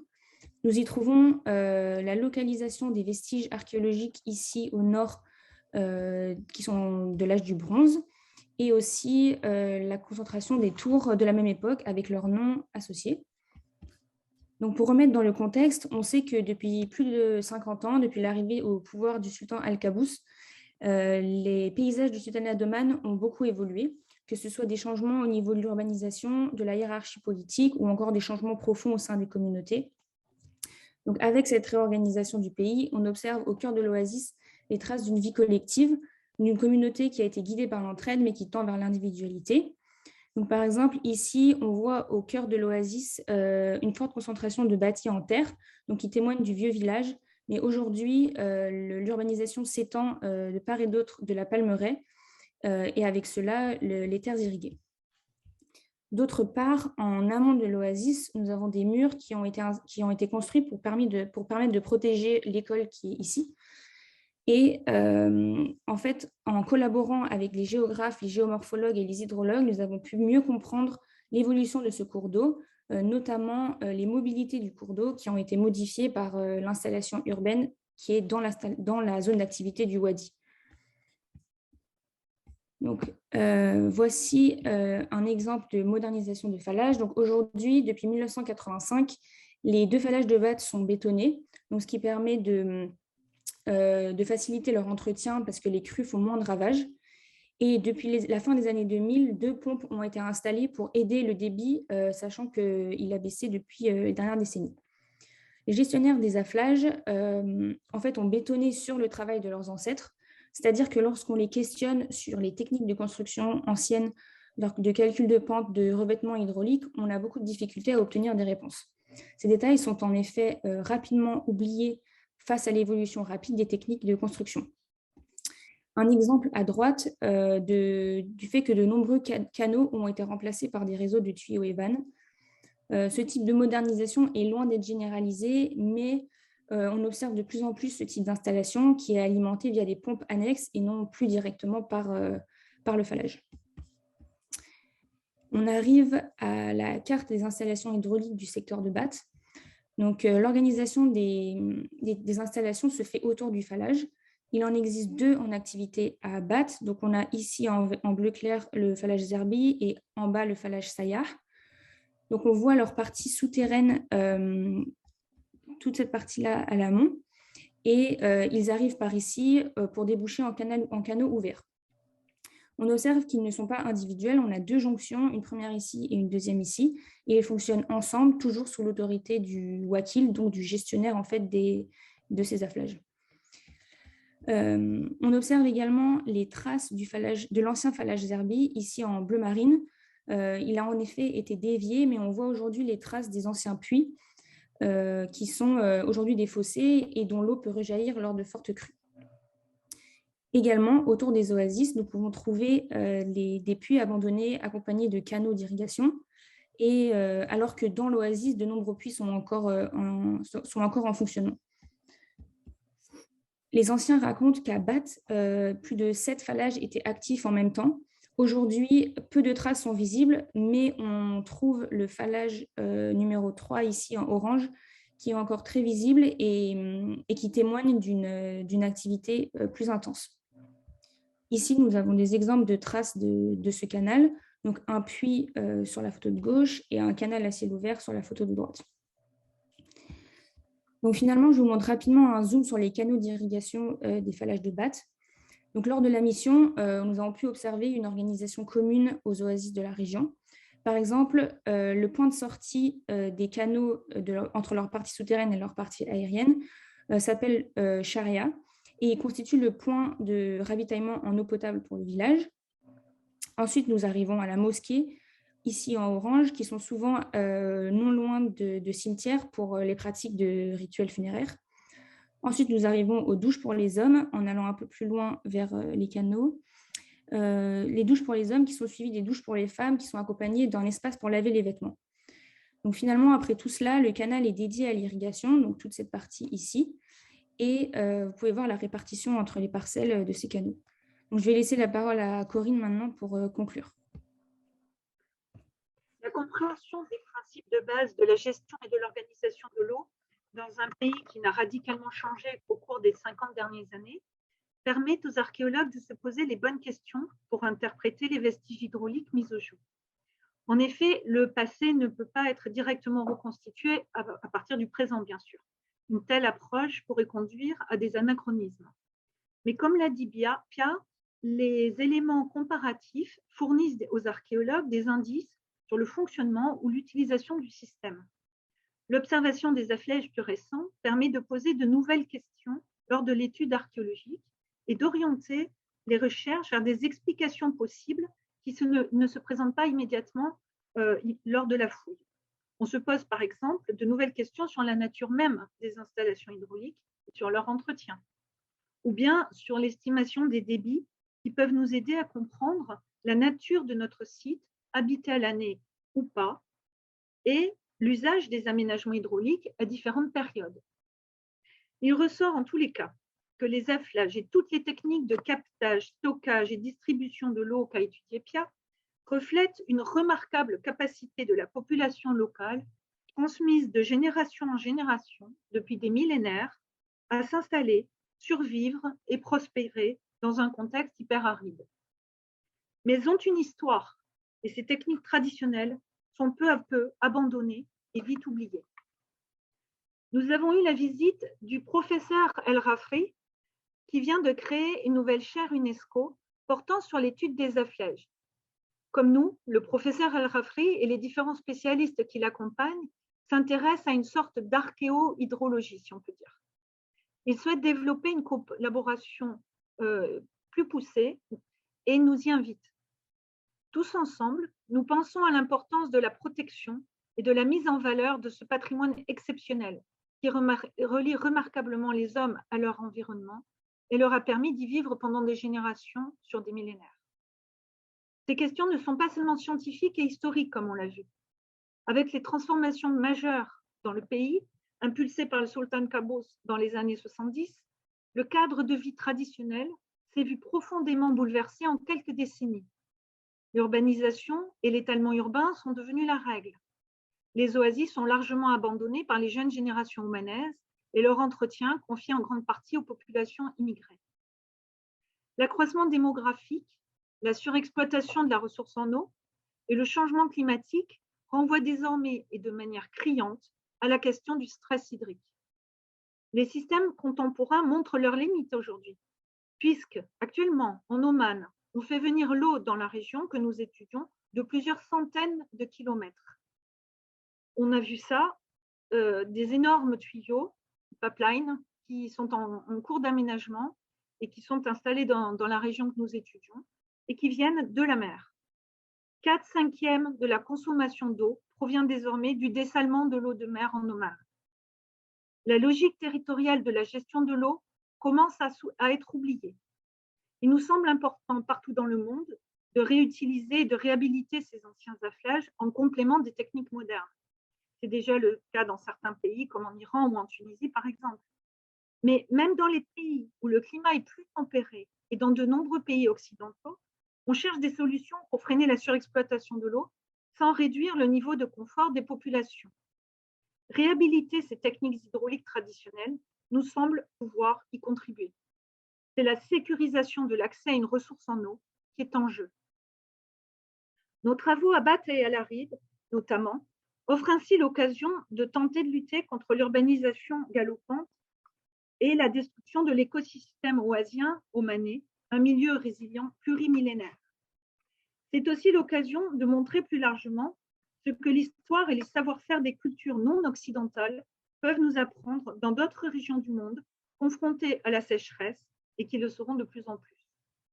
C'est enfin une manière d'articuler passé et présent tout en envisageant un avenir pour l'oasis de Bat et son site archéologique classé au patrimoine mondial de l'UNESCO.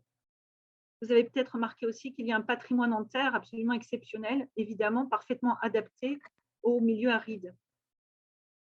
On contribue ainsi, on nous a demandé et on le fait, on essaye de contribuer ainsi à une réflexion avec les autorités omanaises sur un projet de Visitor Center. Il s'agit pour nous d'envisager l'oasis de Bat dans une perspective holistique qui associe les populations et l'environnement sur la très longue durée.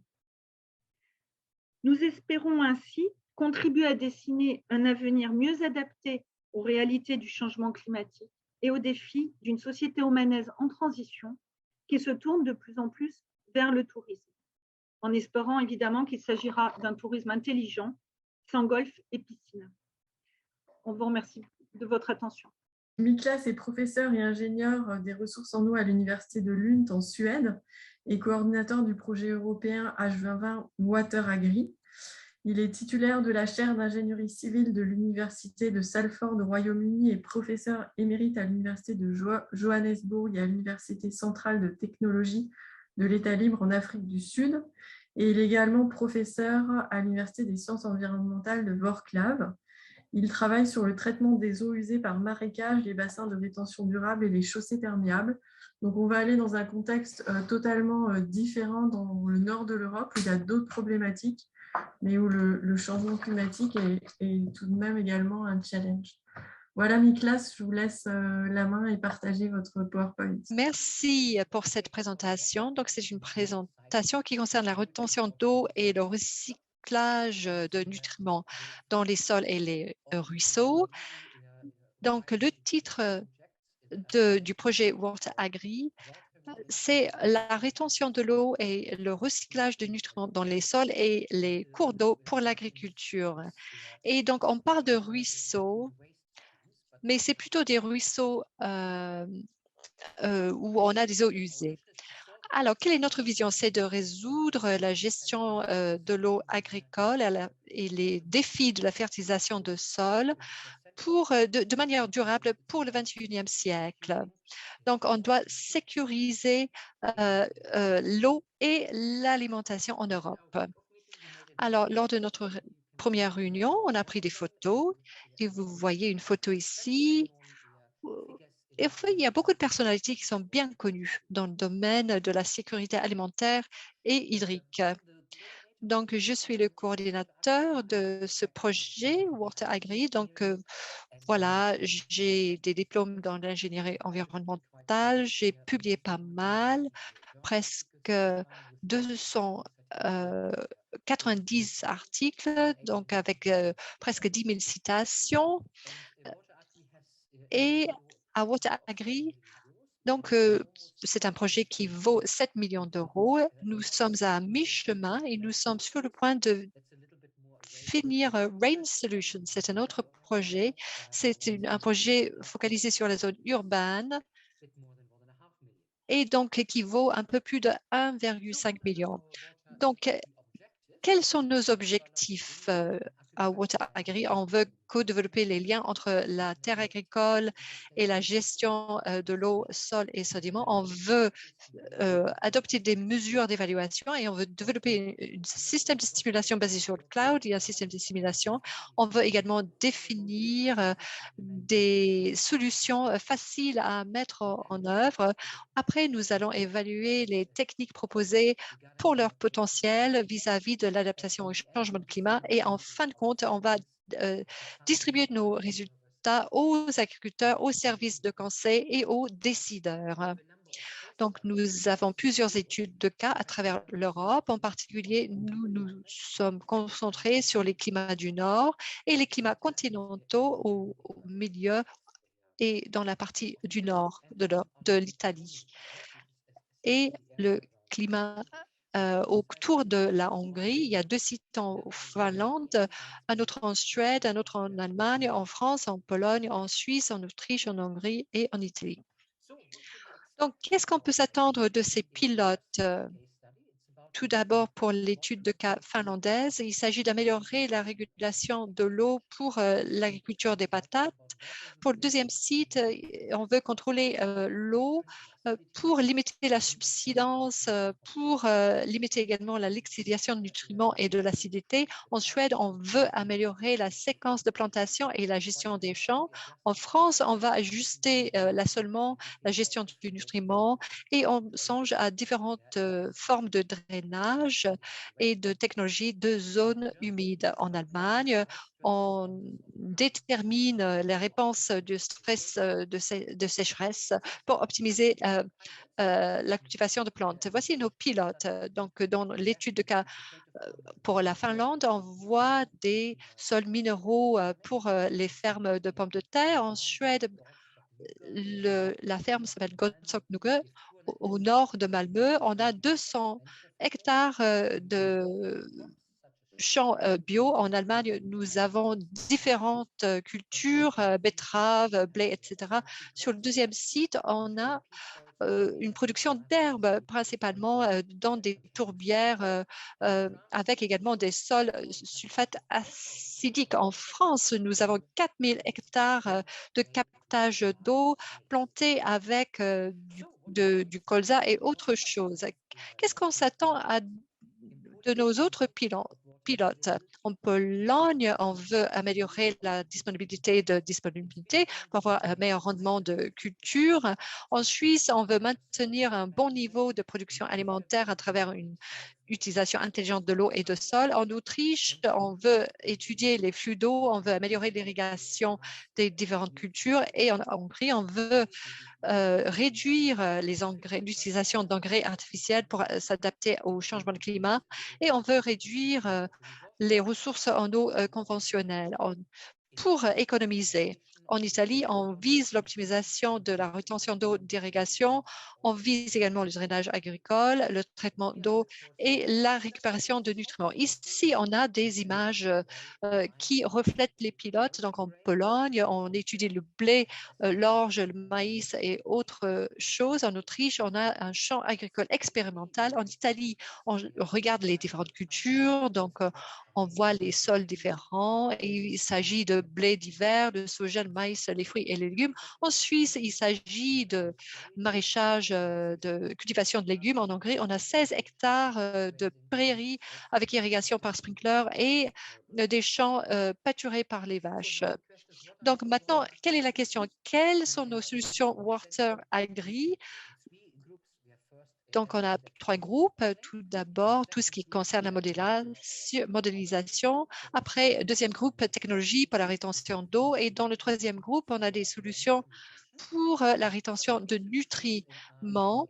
Et quelques solutions se trouvent dans les 2 groupes. Donc, on commence avec le cadrage pour la modélisation. Et là, on a le cadre. On a intégré les autres modèles. On a des systèmes de support, on a des systèmes de sorption de vapeur d'eau. On s'adapte grâce au système de SCJ. Donc, quelles sont nos solutions innovatrices? Alors, tout d'abord, il y a des zones humides construites pour les fermes avec rétention d'eau. On a la gestion d'irrigation, on a des solutions de suivi agrométéorologique, on a des systèmes d'irrigation, on a des meilleures rétentions d'eau, on a du biochar pour la rétention d'eau, on a des méthodes de traçage et des humidifications et des appareils de test d'estimation de déshumidification. Donc, on a des équipements divers et variés.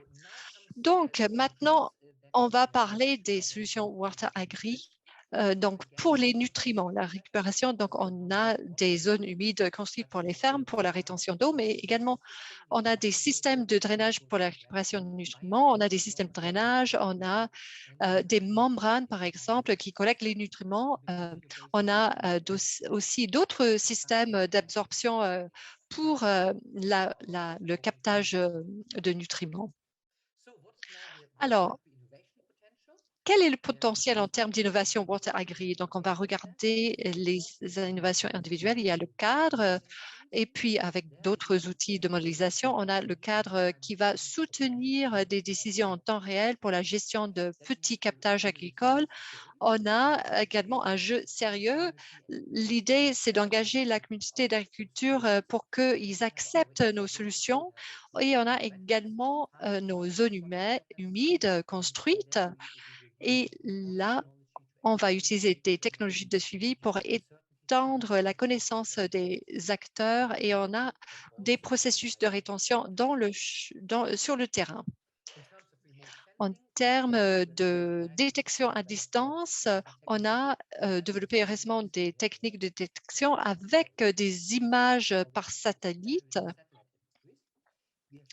On a développé ce test d'estimation de déshumidification. Ceci va être développé pour tester à quel point c'est facile de déshumidifier des mélanges de solides et de liquides tels que les eaux usées agricoles. Et puis, on a le système de drainage, donc un système de drainage multifonctionnel bio-inspiré qui va aider à réduire l'utilisation d'eau d'irrigation et améliorer la récupération de nutriments. Donc, après, on va passer à la diapo suivante. Donc, récupération de nutriments par membrane, donc qui réduisent l'eutrophisation de l'agriculture et qui améliore l'efficacité en termes de nutriments. Il y a le biochar qui améliore la capacité de rétention d'humidité des sols et qui agit en tant qu'absorbant de nutriments. Il y a également des microfluidiques, ce qui permet à la communauté agricole de bénéficier de cette technologie. About water acquis in general. Let's have a look at ULUNS. This is the Lund University's key contributions to the water acquis project. And I will briefly outline our wetlands influenced by climate change. And this is an experimental system in the lab using climate chambers. And I would say something about our guidance for farm constructed wetlands as well, which is a bit more applied. So first, wetlands and climate change, simulation of future climate change scenarios on experimental wetlands within climate control chambers. So on the bottom right there, you can see me taking some gas samples from natural peatlands, and to have a check when the peat soil degrades, what would be the gases, the greenhouse gases, which are being released. So if you have a look now at climate change in the wider sense, the temperature increases that we are expecting is likely to be up to 6 degrees until the next century, unless emissions of greenhouse gases are reduced. There's an increase of temperature, which leads to changes in precipitation, and this could result both in flooding, but also in drought. Wetlands are land areas that are saturated with water permanently or seasonally. And beneficial ecosystem services of wetlands are flood control, the storage of water during heavy rainfall, the slow down runoff, and the reduction of flood peaks and improvement of water quality. However, if these wetlands are unmanaged, then the ecosystem disservices would be carbon release to the atmosphere and nutrient release to receiving water courses.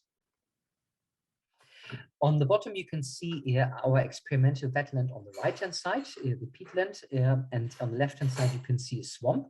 And you see a little bit of a difference there. You can see much more succession on the right-hand side.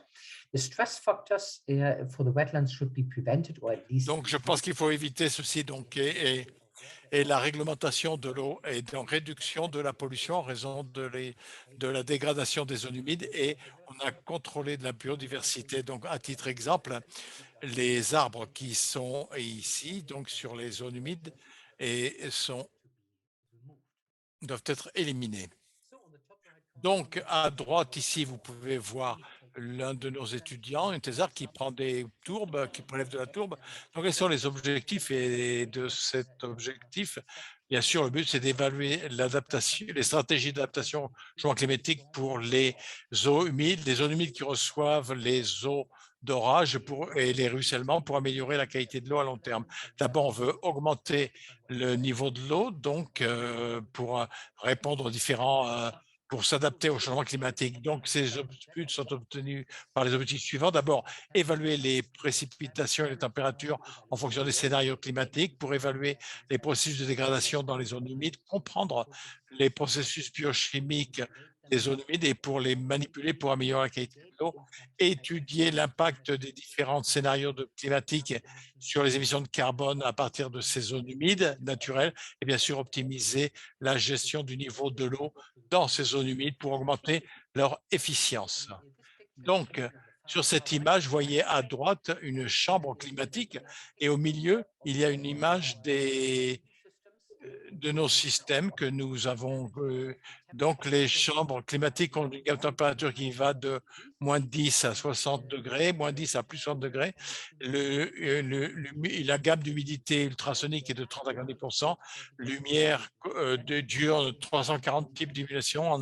Et on regarde 10 modèles régionaux pour la Suède et 30 ans de données historiques et données de modèles. Merci. Sur cette diapo, on peut voir à gauche la disposition. Nous avons 4 chambres de climat. La première, et ensuite, il y a moins de. Donc, vous voyez, on voit ce qui s'est passé il y a un an. Et le deuxième et troisième chambre, on regarde différents scénarios de climat, différents pourcentages carbone, pardon, de gaz à effet de serre, et on voit également on voit également les réceptions d'eau. Donc c'est un environnement donc simulé, et ensuite on regarde un petit peu comment ces différents scénarios vont avoir un impact sur nos zones humides. Et à droite, vous voyez ce que nous faisons en fait. Après la première année, nous avons partagé les systèmes entre systèmes gérés et non gérés. En géré, dans ce cas, nous voulons gérer que les niveaux d'eau, pour certains, la qualité de l'eau n'est pas dégradée.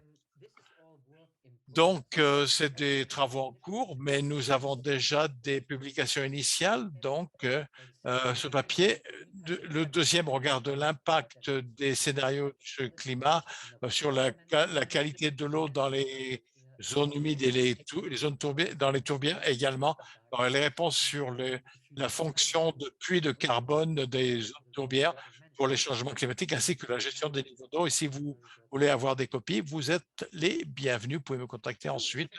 Donc maintenant, regardons rapidement. Donc, ces zones humides construites pour les fermes, elles servent comme traitement d'eau et rétention également de solutions de récupération des nutriments. Donc, mettons maintenant ceci en pratique, et essentiellement, c'est quelque chose que nous faisons pour les parties prenantes. Donc maintenant, qu'est-ce que c'est que des zones humides de fermières, en fait, agricoles? Ici, on a essayé de reconstruire des zones humides. Vous voyez ici, à droite, on voit les eaux usées d'une ferme, pardon, excusez-moi, donc qui sont avec et la définition d'une zone humide ferme construite, est définie comme un système écologique privé comprenant un certain nombre de cellules de zones humides construites avec un écoulement en surface qui contient de la végétation conçue pour recevoir et traiter les ruissellements agricoles. Donc, et donc, il y a un système biologique aussi où beaucoup de traitements se fait donc dans cette zone en dessous de la surface et dans cet espace et dans d'autres types de sols. Pardon. Donc, de plus, donc ce dont on a besoin bien sûr d'eau usée agricole, donc et on a des ruissellements, des écoulements de silos et bien sûr des purifications d'eau combinées et dynamiques qui se font donc sur le terrain horizontal ou vertical des flux où le flux vertical réduirait les coûts, bien entendu, et donc en termes de recyclage des nutriments, donc on va une réutilisation des effluents pour les cultures, le stockage et l'irrigation et le contrôle des inondations, création des habitats et restauration des écosystèmes, améliorer les drainages des effluents, et augmenter l'humidité de l'air et économiser des sols.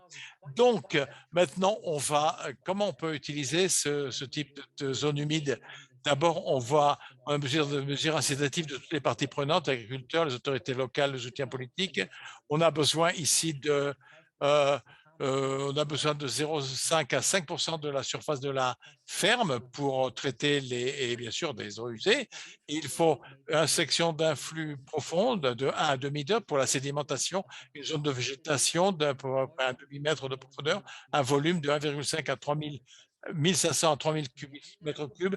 On doit des méandres pour augmenter le temps de rétention.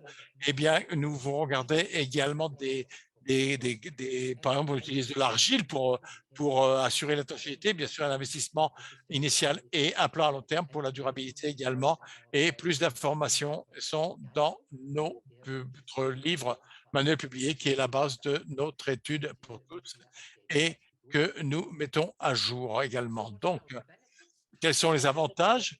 Bon, bien sûr, un haut niveau de traitement et de robustesse, traitement efficace du phosphore, de l'azote, de la demande d'oxygène biochimique, les matières en suspension et le recyclage des nutriments par une meilleure application des engrais. L'amélioration de l'habitat et de la biodiversité, drainage amélioré des effluents, capture des sédiments, amélioration des microclimats, réduction de l'utilisation de l'eau pendant les sécheresses et gestion des ruissellements et des inondations, réduction des odeurs et esthétiquement, c'est joli. Donc maintenant, quels sont les coûts de ces systèmes? Donc, c'est donc pour le traitement des eaux usées. Donc, ceci comprend le coût les capitaux et les investissements et le coût d'exploitation. D'abord, le coût du terrain, bien sûr, et les installations, le coût de construction eux-mêmes et bien entendu, les ingénieurs, bien sûr, les coûts de construction donc, sont comparables à ceux des conventions, des coûts de construction des usines de traitement des eaux usées qui donnent le même niveau de traitement ou similaire. En termes de coûts d'exploitation, ils sont beaucoup plus faibles que ceux des usines de traitement conventionnelles et les coûts de contrôle et suivi sont liés au projet de recherche. Et en ce qui concerne les coûts, plus spécifiquement, l'utilisation et l'achat des terres, ça te varie. Par exemple, en fonction du pays, en moyenne, ça peut être 3 000 €. La conception et la planification, au moins 1 000 €. Construction varie d'un pays à l'autre environ 20 000 €. D'installation, de mise en œuvre, et réception variable 5 à 5 000. Le coût d'exploitation et maintenance au minimum de 1 000 € par an. Le suivi optionnel, minimum de 1 000 € par an. Bien sûr, la mise en service, généralement, ce n'est pas nécessaire, mais ceci ne sera pas requis pour ces zones parce qu'elles font partie du paysage lui-même. Donc, elles n'ont pas besoin. Donc, au total, 30 à 40 000 € pour une ferme de taille petite à moyenne. Et donc, ceci va dépendre également, encore une fois, de l'utilisation des sols. Donc, maintenant, regardons comment ce type d'information, comme je l'ai dit, donc, comment c'est utilisé pour notre cadre de l'eau en Water Agri. Donc, le cadre lui-même va guider pour la sélection de ces zones. On a un modèle simplifié pour décrire les processus au sein de ces systèmes. Nous avons des modèles qui sont des outils pour comparer deux ou plus de systèmes similaires qui sont observés et leur comportement dans différentes conditions. Et les performances, on peut dire les performances d'un système donné et on regarde la réponse, les questions-réponses. Quoi si, oui, mais si, en fonction des cadres. Et les modèles, les modèles répondent au contrôle des systèmes. Donc, et il y aura un article publié par Meyer et al. Qui traite de différents modèles de zones humides qui pourraient être intéressants pour certains des universitaires parmi vous. Et voici ici les références, la bibliographie, pardon. Et bien sûr, donc, vous voyez ici les différents titres publiés et manuels qui ont été publiés comme un article pour ces technologies. Et ensuite, on a la méthodologie de classification pour donc dire également ce qui est utilisé pour les zones humides. J'en viens à la fin de mon exposé. Et donc, ce projet concerne des recherches des nouvelles frontières dans la gestion des ressources hydriques intégrées dans les petits bassins versants agricoles pour améliorer la production agricole européenne et l'état des écosystèmes locaux. Donc, vous en aurez plus sur notre site internet, donc Agricom, et donc vous pouvez le suivre. Il y a avec plusieurs médias. En termes de projet, il y a 23 partenaires, donc les différentes universités, et il y a vous avez la liste ici, donc en Finlande, en Allemagne, en France, en Hongrie, en Grande-Bretagne, en Italie, à Vienne, en Suisse et une petite entreprise en Hongrie d'investissement et également les universités de Vienne. Et nous avons la plus vieille université au qui est l'université de Bologne en Italie et l'université de Manchester. Et Magnolo, je crois, dit monsieur, qui a un petit peu de mal à prononcer, qui est au Cannes, donc l'association de drainage en Italie et